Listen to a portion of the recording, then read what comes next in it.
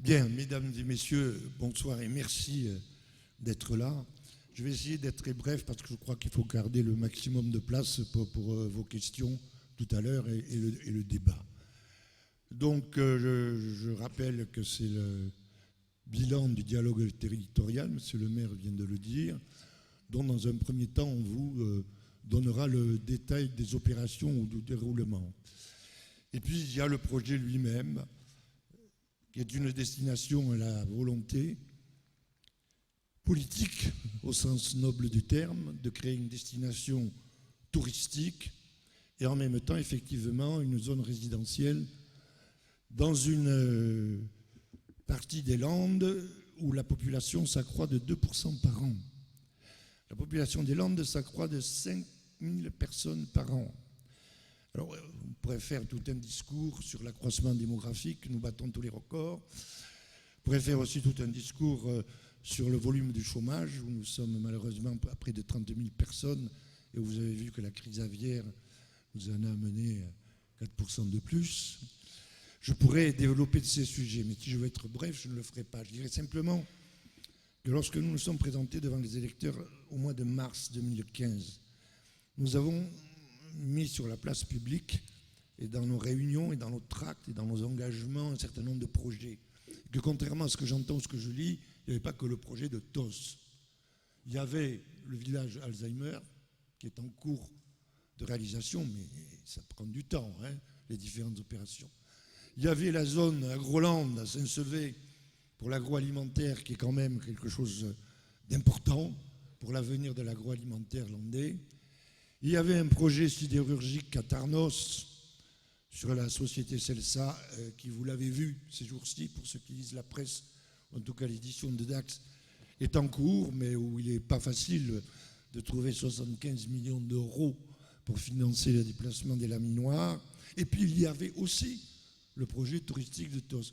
Je dis ça parce qu'à lire certains commentaires, nous n'aurions qu'une idée ou qu'une obsession, c'est TOS et les golfs de TOS. Non, ça fait partie de ces projets dont nous estimons que nous avons la responsabilité de les porter, parce que nous avons des responsabilités vis-à-vis des populations qui arrivent, celles qui sont présentes et qui cherchent de l'emploi, et de la jeunesse qui essaiera un jour de vivre dans ce pays qu'elle aime. Voilà, c'est notre seul objectif. Moi, je n'ai jamais touché une balle de golf. Je pense que c'est un peu tard pour m'y mettre et que je ne suis pas dans la position idéale. Marqué, il y a Andyland, vous me direz, mais bon, peut-être, oui, je te remercie. Donc, c'est ça l'objectif. Monsieur le maire a donné quelques chiffres, je vais m'arrêter là parce qu'on va vous les donner tout à l'heure dans le détail, à la fois sur ce que ça représente en termes de logements sociaux, de logements intermédiaires, de logements touristiques, de ce que ça représente en termes d'emploi, de ce que ça représente aussi en termes d'activité de chiffre d'affaires. Je rappelle quand même que ce projet n'est pas né de notre imagination délirante, qu'il a été au départ conçu ou sollicité par la Fédération française de golf au moment où la France était candidate pour le déroulement de la Rip Curl qui va se dérouler en Europe pour la première fois.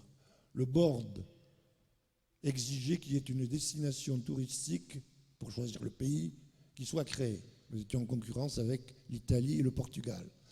Et c'est de là que vient l'idée, et non pas comme je l'ai lu ou entendu, je ne sais quoi, du délire personnel d'Henri Magnelli ou peut-être d'Éric Kerrouche, je ne sais pas s'il a eu droit, mais voilà.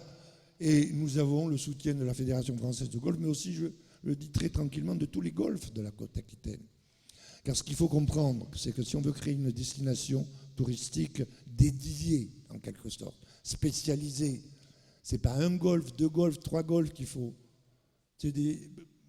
C'est beaucoup de golf, parce que les vrais golfeurs, ils n'aiment pas refaire le même parcours tous les jours. Donc quand ils prennent une semaine, 8 jours, ou quand ils prennent 15 jours, ils aiment pouvoir changer.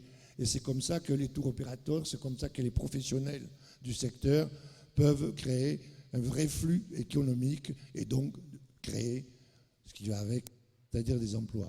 Je rappelle que le tourisme est l'activité qui crée le plus d'emplois. Le tourisme, c'est 1 milliard à peu près de chiffre d'affaires dans les Landes par an, et c'est plus de 20 000 emplois. N'est-ce pas? C'est bien ça, Monsieur le Président. Pour vous donner un chiffre de comparaison, l'agroalimentaire, c'est 5 milliards d'euros de chiffre d'affaires par an dans les Landes, et ça crée 4 500 emplois. Vous voyez le rapport, quoi. Et ça se comprend d'ailleurs. Ce n'est pas les mêmes activités. Le tourisme, c'est des services. Les services, ça appelle de la main-d'œuvre. Voilà. Donc voilà les raisons pour lesquelles nous sommes à Tos ce soir. Nous répondrons à vos questions tout à l'heure. En tout cas, je me ferai un plaisir d'y répondre si je le peux, avec Monsieur le maire, avec Éric Kérouche, avec Hervé Bougry qui est là, qui est président du comité départemental du tourisme, avec Monsieur Delpuech qui est conseiller départemental. J'ai failli dire général parce que je ne m'y habituerai pas, moi. Nous essaierons, si vous avez des questions et des interrogations que je considère pour ma part comme tout à fait légitimes, il est normal pour celles et ceux qui habitent le territoire de se poser des questions ou d'avoir des éclaircissements sur l'avenir que nous sommes censés leur préparer. Merci. Merci.